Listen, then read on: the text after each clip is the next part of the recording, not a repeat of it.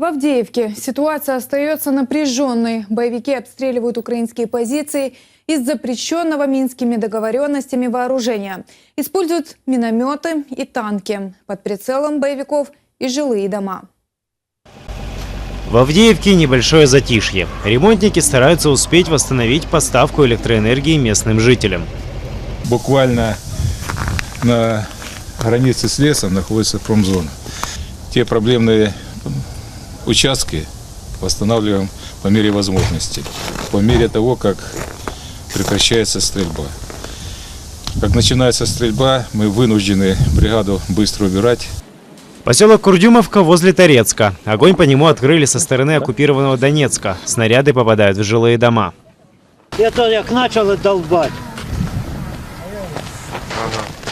Это самое меньше 152 миллиметра.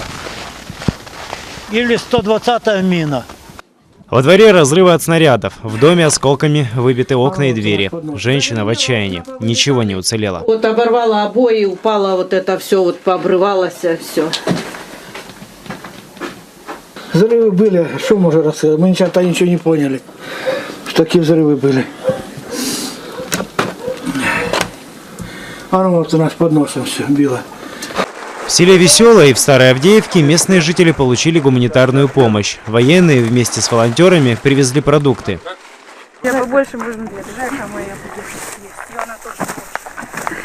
Галина жалуется, не показывает украинское телевидение. В прифронтовой зоне вовсю работает только российская телепропаганда. Несмотря на постоянные обстрелы со стороны российских оккупантов, покидать родной дом не собирается.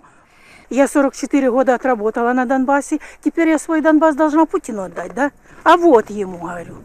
А Путину, сука, будет то, что Сталину. И буду, когда он сдохнет, будут рыдать все за ним. А через 5 лет забудут и будут плевать, выкинуть.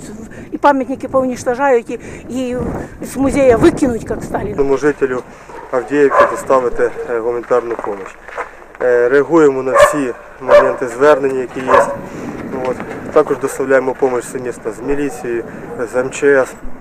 Підрозділення «Сіміків» працює кожен день розвозимо по 170, по 360, в залежності від того, як у нас йде загрузка.